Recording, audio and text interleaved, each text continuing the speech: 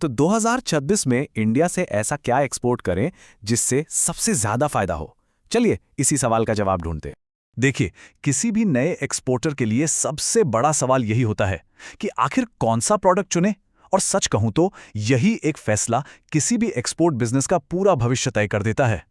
एक तरफ है सही प्रोडक्ट जिससे मिलता है जबरदस्त मुनाफा, हाई डिमांड और एक टिकाऊ बिजनेस, और दूसरी तरफ गलत प्रोडक्ट चुनने का मतलब है बड़ा नुकसान, कोई खरीदार नहीं और सारी इन्वेस्टमेंट बर्बाद। फर्क साफ है ना?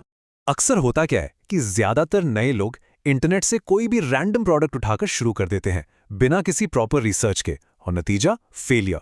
तो आज हम अंदाजा लगाने की जगह एक स्ट्रक्चर्ड तरीके से उन प्रोडक्ट्स पर फोकस करेंगे जिनकी बाजार में सच में, मतलब असली में डिमांड है।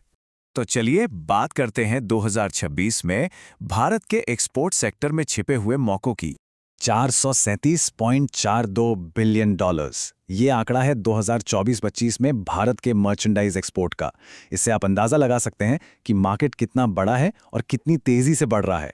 और हमारा माल जा कहाँ रहा है, ये देखिए। टॉप 5 डेस्टिनेशन है यूएसए, यूएई, यूके, नीदरलैंड्स और चीन। और इसमें कोई हैरानी की बात नहीं कि यूएसए सबसे ऊपर है। तो अब आते हैं सबसे जरूरी सवाल पर, वो कौन से प्रोडक्ट्स हैं जिनमें 2026 में हाई डिमांड और हाई प्रॉफिट दोनों मिलने वाले हैं।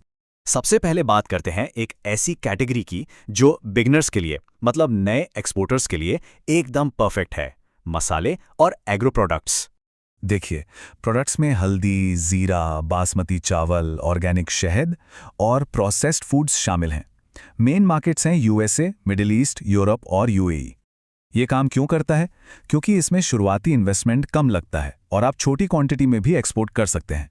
और ये मत भूलिए कि दुनिया के 70% से ज़्यादा मसाले तो भारत से ही जाते हैं। बासमती चावल और ऑर्गेनिक प्रोडक्ट्स की डिमांड तो हमेशा ही हाई रहती है। और प्रॉफिट मार्जिन की बात करें तो सर्टिफाइड ऑर्गेनिक प्रोडक्ट्स पर ये 100% तक ज़्यादा हो सकता है। जी हाँ, 100% नॉन ऑर्गेनिक के मुकाबले।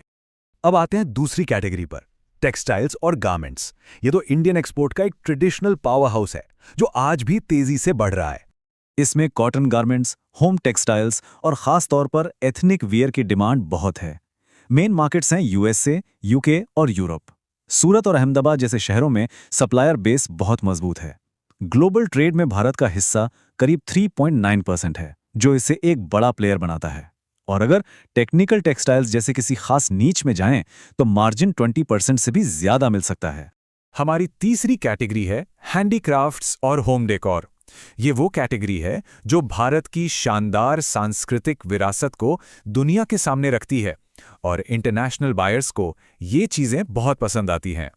और मुनाफे की बात करें तो यकीन मानिए, हैंडीक्राफ्ट्स में 40 से 60% का प्रॉफिट मार्जिन मिलना आम बात है।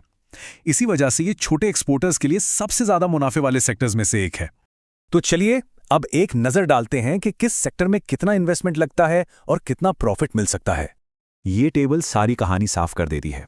ऑर्गेनिक फूड्स में इन्वेस्टमेंट 5 लाख से शुरू हो सकता है और मार्जिन 100% तक जा सकता है। हैंडीक्राफ्ट्स में तो 2 लाख से भी शुरुआत हो सकती है और मार्जिन 40 से 60% है। वहीं टेक्सटाइल्स, एग्रीकल्चरल प्रोडक्ट्स और दूसरी चीज़ों में भी अच्छा प्रॉफिट है। तो साफ है, हैंडीक्राफ्ट्स और ऑर्गेनिक फूड जैसे हाई मार्जिन वाले काम कम पैसे में भी शुरू किए जा सकते हैं।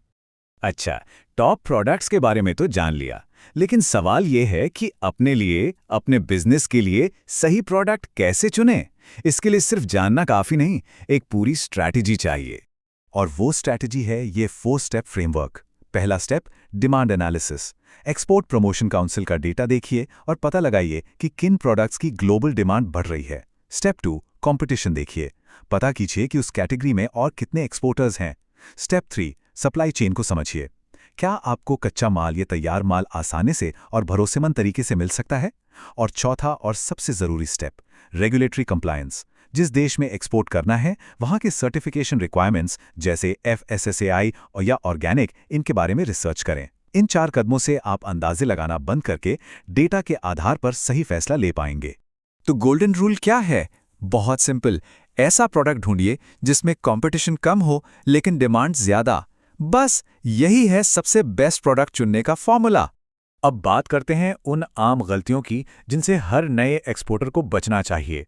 इनको समझ लेने से बहुत बड़े नुकसान से बचा जा सकता है। पहली और सबसे बड़ी गलती, ट्रेंड्स को आंख बंद करके फॉलो करना। याद रखिए, सिर्फ इसलिए कि कोई प्रोडक्ट पॉपुलर है, जरूरी नहीं कि वो आपके लिए भी सही हो। अगर बिना रिसर्च के आगे बढ़े तो सारा स्टॉक बिना बिके रह सकता है। दूसरी गलती, कंप्लायंस और सर्टिफिकेशन को नजरअंदाज करना। ये एक बहुत बड़ी भूल हो सकती है। अगर आपने नियमों का पालन नहीं किया तो आपका शिपमेंट कस्टम्स पर ही अटक जाएगा और भारी नुकसान होगा। और तीसरी गलती, लॉजिस्टिक्स के खर्चों को हल्के में लेना। कई नए एक्सपोर्टर्स शिपिंग, ड्यूटी और इंश्योरेंस के खर्चों को ठीक से नहीं आंकते और बाद में पता चलता है कि प्रॉफिट मार्जिन तो लगभग खत्म ही हो गया। देखिए, 2026 में मौका बहुत बड़ा है। आपके लिए एक परफेक्ट एक्सपोर्ट प्रोडक्ट कहीं ना कहीं मौजूद है, लेकिन सफलता मिलेगी उसे जो सही रिसर्च करेगा, ध्यान से प्लानिंग करेगा और फिर उसे ठीक से एग्जीक्यूट करेगा। तो सवाल बस इतना है, क्या उस परफेक्ट प्रोडक्ट को ढूंढने के लिए रिसर्च शुरू हो चुकी है?